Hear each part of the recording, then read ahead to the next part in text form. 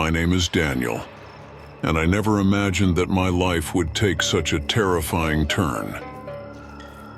Born and raised in San Jose, I had always been a skeptic when it came to the supernatural.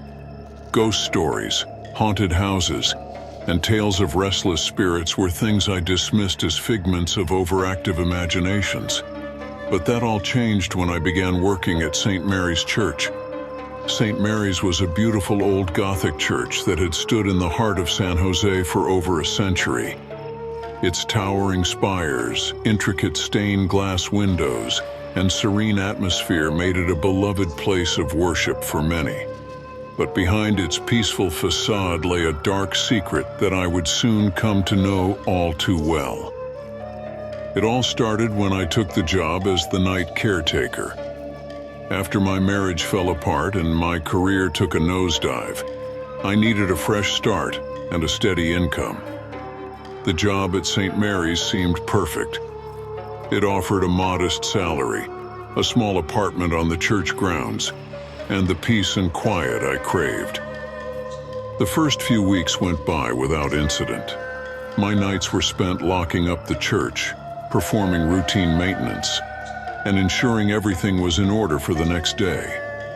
The church was eerily quiet at night, with only the soft hum of the heating system and the occasional creak of the old wooden floors breaking the silence. I found the solitude comforting, a welcome change from the chaos of my previous life. But then one cold autumn night, everything changed. I was making my usual rounds, checking the pews and ensuring all the doors were locked. The church was bathed in the soft glow of moonlight streaming through the stained glass windows, casting colorful patterns on the floor. Suddenly I heard a faint whisper. I stopped in my tracks, straining to listen. "Get out," the voice said, barely more than a breath. I spun around, my heart pounding, but saw nothing. Shaking off the unease, I continued my rounds, but the whisper came again, louder this time. "Get out." A shiver ran down my spine. I quickened my pace, eager to finish and retreat to the safety of my apartment. As I passed the altar, I caught a glimpse of something out of the corner of my eye. A figure dressed in a nun's habit stood in the shadows. I froze, my heart pounding in my chest. I blinked, and the figure was gone. Was it my imagination? Had I really seen that? I hurried back to my apartment, the image of the ghostly nun and the chilling whisper replaying in my mind. That night I barely slept, haunted by the vision. Over the next few nights, the occurrences became more frequent and more intense. Doors would slam shut on their own, lights would flicker, and the whisper of "get out" would echo through the empty halls. The peaceful church I had grown to love became a place of fear and dread. Determined to understand what was happening, I delved into the church's history. I spent hours in the local library, poring over old records and newspaper clippings. That's when I discovered the tragic story of Sister Agnes. Sister Agnes had been a nun at St. Mary's in the early 1900s. Known for her kindness and dedication, she had fallen in love with a local man. Their love was forbidden, and when it was discovered, she was shunned by the other nuns and confined to her quarters. In her despair, she took her own life within the church walls. Her spirit, filled with sorrow and anger, was said to haunt the church, driving away anyone who came too close. I felt a deep sadness for Sister Agnes. Her story resonated with me, and I became determined to help her find peace. I spoke with Father Thomas, the church's priest, hoping he could provide more insight. Sister Agnes was a troubled soul, Father Thomas said, his eyes filled with sorrow. Her love was genuine, but it led to her downfall. The church has tried to move on, but her spirit remains, a reminder of the pain and suffering she endured. I asked Father Thomas if there was anything we could do to help her spirit move on. He suggested a special mass to honor her memory and ask for her forgiveness. It was a long shot, but I was willing to try anything to bring peace to the church. We planned the Mass for the following Sunday. Father Thomas spoke to the congregation, sharing Sister Agnes's story and asking for their prayers. The church was filled with a somber atmosphere, the weight of the past hanging heavily in the air. As Father Thomas began the Mass, I felt a sense of hope. Perhaps this would be enough to bring peace to Sister Agnes's troubled spirit. But as the service continued, I felt a growing sense of unease. The air grew colder, and I could feel a presence watching us. Suddenly, the candles on the altar flickered and went out. The congregation gasped, and Father Thomas paused, his face pale. The whisper came again, louder and more insistent. "Get out." People began to murmur, fear evident in their voices. Father Thomas tried to calm them, but the atmosphere had changed. The presence of Sister Agnes was stronger than ever, and it was clear that she was not at peace. After the Mass, Father Thomas and I sat in his office, trying to make sense of what had happened. "She is still suffering," Father Thomas said, his voice filled with sorrow. "We need to do more." We decided to hold a special vigil that night, inviting members of the congregation to join us in prayer and reflection. We hoped that by coming together and acknowledging her pain, we could help her spirit find the peace it so desperately needed. The vigil was a solemn affair. We gathered in the church, the only light coming from the flickering candles on the altar. The air was thick with anticipation, and I could feel the presence of Sister Agnes watching us. Father Thomas led us in prayer, asking for Sister Agnes's forgiveness and offering our support. As we prayed, I felt a sense of connection with her, a deep understanding of her pain and suffering. The whispers began again, but this time they were different.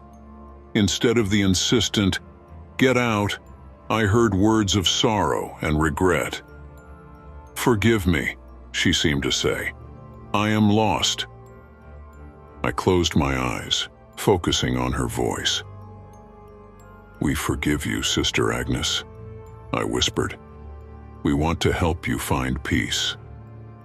The air grew colder, and I felt a sudden rush of energy. The candles flickered, and I could see her figure standing before me, her eyes filled with sorrow. "Thank you," she whispered, her voice filled with emotion. The vigil continued, and I felt a sense of calm wash over me. The whispers faded, and the air grew warmer. It was as if the weight of her sorrow had been lifted, and she could finally find peace. After the vigil, the occurrences in the church stopped. The whispers ceased, and the atmosphere became lighter, more peaceful. I like to believe that Sister Agnes finally found the peace she had been seeking. But the experience changed me. I no longer scoff at the idea of ghosts or dismiss the supernatural. I know that there are forces in this world that we don't understand, and that sometimes the past refuses to stay buried. The haunted church of San Jose taught me that lesson in a way I will never forget. The weeks following the vigil were calm and peaceful. The church felt different, as if a weight had been lifted. The members of the congregation noticed the change as well, and many spoke of feeling a renewed sense of hope and connection to their faith. Father Thomas and I continued to honor Sister Agnes's memory, holding regular masses and vigils to ensure that her spirit remained at peace. We also started a fund in her name to support local charities and provide assistance to those in need. The story of Sister Agnes spread throughout the community, and people came from all over to visit the church and pay their respects. The church became a place of healing and reflection, a sanctuary for those seeking solace and understanding. I continued my work as the night caretaker, but my perspective had changed.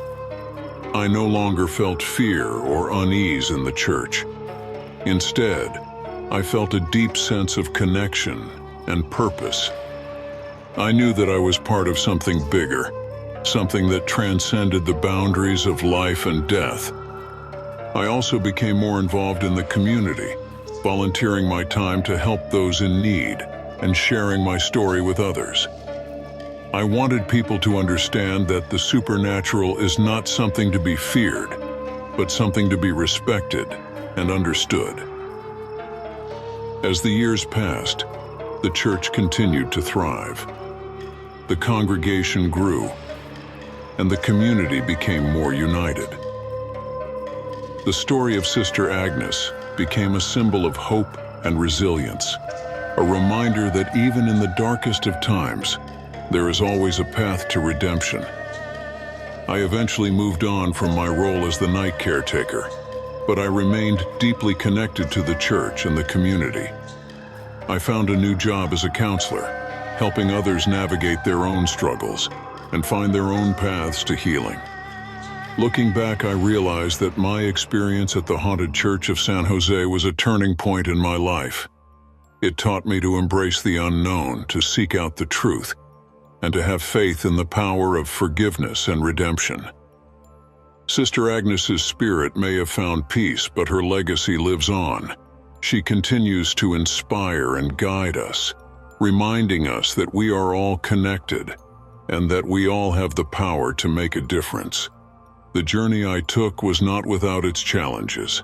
Nights in the church continued to have an eerie quality, a sense that not all spirits had moved on.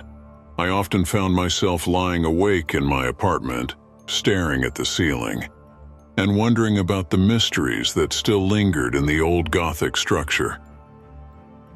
One night, several months after the vigil, I was awoken by the sound of soft sobbing.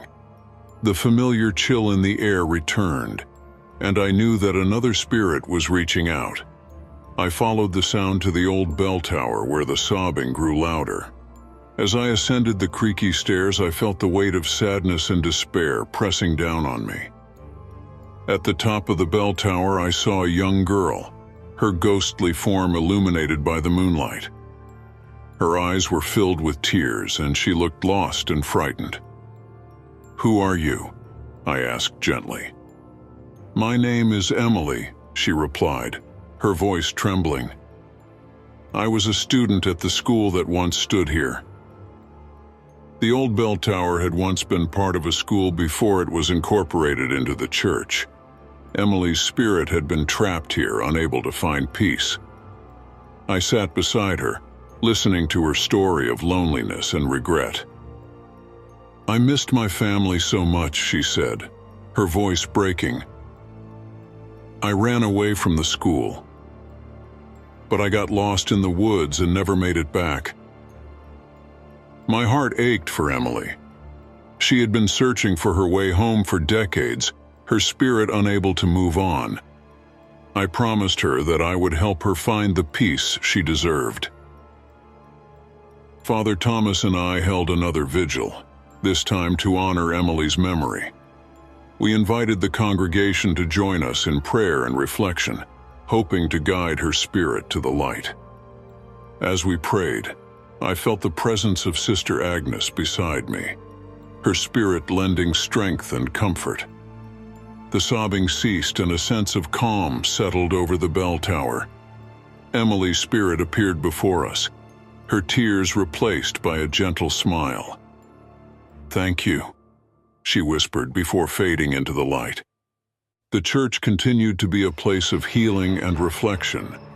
Spirits would occasionally reach out, seeking solace and guidance.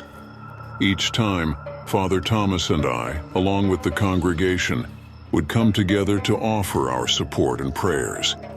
The haunted church of San Jose became known as a sanctuary for lost souls, a place where spirits could find peace and redemption. It was a journey that brought us closer together as a community and deepened our faith in the power of forgiveness and love. Years passed and I eventually retired from my role at the church. But the lessons I learned and the connections I made remained with me. I continued to share my story, hoping to inspire others to embrace the unknown and seek out the truth. The legacy of Sister Agnes and the spirits of St. Mary's Church live on, a testament to the enduring power of faith, hope, and love. The church remains a place of solace and healing, a beacon of light in a world filled with darkness. And as I look back on my journey, I am grateful for the experiences that shaped me and the spirits that guided me. The haunted church of San Jose taught me that even in the face of fear and uncertainty, there is always a path to redemption and peace. If you like our videos, then please subscribe to our YouTube channel. Please like, share, and subscribe for more real contents.